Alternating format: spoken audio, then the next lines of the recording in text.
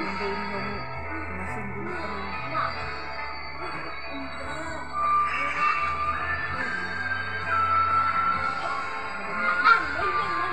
Madilim, masukal, tahimik at mapanganib.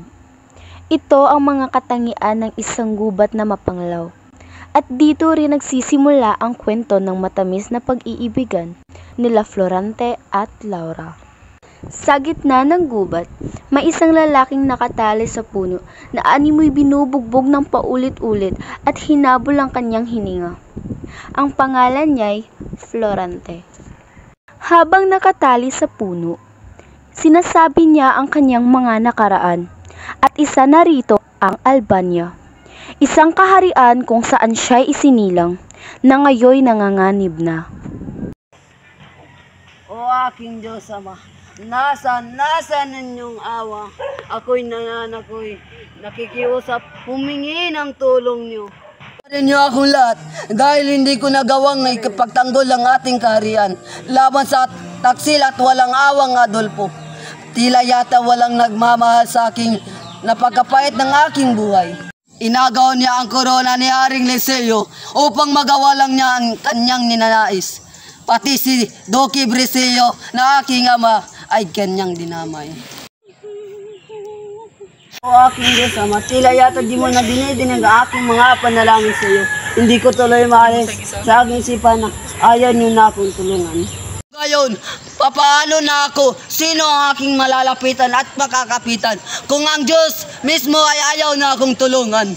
Habang nagdudusa si Florante sa gubat, may isang gererong murong nagngangalang Aladin ang dumating sa gubat, napagod na pagod at naghahanap ng pagpapahingahan. Oh, Perera! Oh, tadhana! Kay lupit ko, kinuha mo ang minamahal ko. Habang si Aladin ay umiiyak at nagdudusa, ay may narinig siyang tinig sa kagubatan. At pagkatapos ay may nakita siyang lalaki.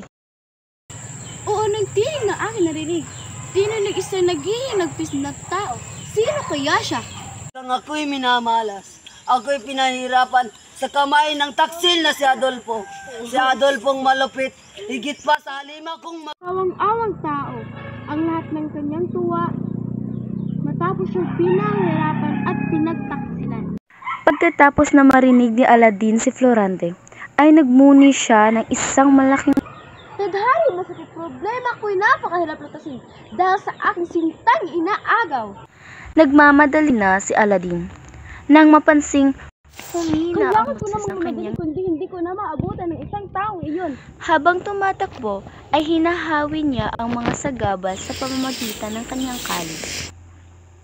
Nang makita niya ang nakagapos ay napansin niyang may nakapalibot ditong 2 leon. Siya ay naghanda at nilusob ang mga leon. Pagkatapos niyang napatay ang 2 leon, ay pinakawalan niya si Florante. Parang nakita ko ng taong ito. Sino ka at bakit narito ako? Laura! Laura! Nasaan ka? Tulungan mo akong makaalis dito. Bakit kailangan pa niyang umalis? Dahil mas maganda ang pagtuturo roon. Kung hindi siya mag-aaral, ano ang kanyang magiging kinabukasan? Sino mag-aaruga sa kanya roon? Aalagaan siya ng kanyang mga guro at kaibigan doon. Maligayang panggabi. Ako nga pala si Antonio at ako ang magiging guro mo dito sa Pinas. Salamat po. Bakit sila ilungkot mo? Kaya akong umalis sa album. Hayaan mo, bukas din yan. Isang araw, habang naglalakad si Florante, ay nakasabay niya si Adolfo, ang kanyang kababayan. Binabati kita naman. May talento ka sa disiplina, teknolohiya at matematika. Salamat. Araw ng pagkakadula ng trahedya. Ng 2 ako, si Florante ang mangunguna bilang kolonist at Nang nagsimula na ang dula-dulaan, nanlisik ang mata ni Adolfo kay Florante. Ikaw ang umagaw ng aking kapurihan. Dapat ka mamatay. Adolfo, itigil mo ang iyong kahibangan.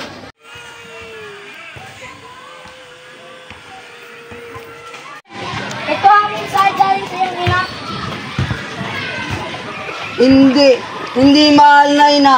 Bakit mo ako iniwan? Di man lang tayo nagkita sa matagal na panahon. Hindi ka maaaring mamatay. Paalam na po. Florante, tandaan mo, palaging mag-iingat kay Adolfo. Salamat po sa lahat. Tatandaan po ang inyong bilin. Mag-iingat ka, Florante. Kung kailangan mo ng tulong ay nandito lang kami. Andro, sumama ka kay Florante sa Albania. Salamat po. Paalam na po.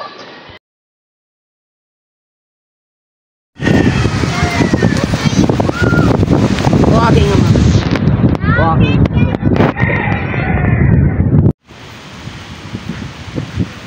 Magandang araw po.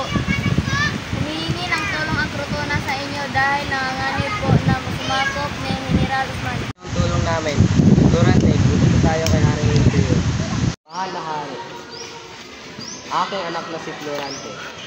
Ang binata sa aking panaginip, siya ang kapalit sa aking trono. Pansamantala, pamunuan mo ang hukbong patungo sa krutona. Tulungan mo ang iyong ninon doon at magkamit ng karangalan. Nabalitaan ko kay Antinor na nagpamalas ka ng iyong kahusayang sa Atinas.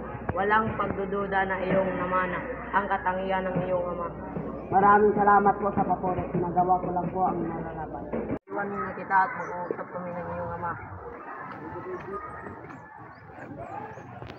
Magandang umaga si Episo. Hindi na pa kita napapasin. Magandang umaga, Florante. Salamat sa papuri. Lagi kang ikinukwento sa akin ng iyong ama. Sana malalaksan mo ito. Gayon. Sugod! Sugod!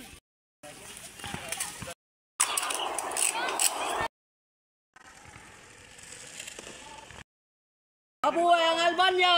Mabuhay! Babalik na tayo sa Albania.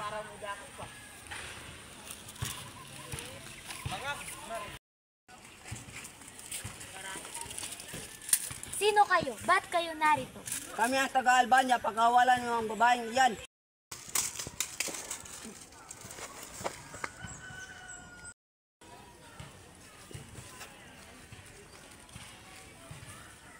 Galang na. Pero ngayon lang kita nakita rito. Maaari ko bang malaman ng iyong pangalan? Florante, ako ito, si Laura.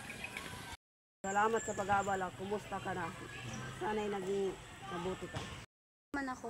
Pero Florante, kailangan ko ng tulong mo. May bayang malapit dito na pinagtataguan ng mga murong dumakip sa aking ama. Iligtas mo siya. Paano kung may masamang mangyari sa kanya?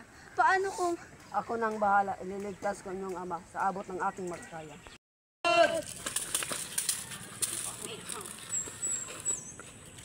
Nanalo ulit tayo!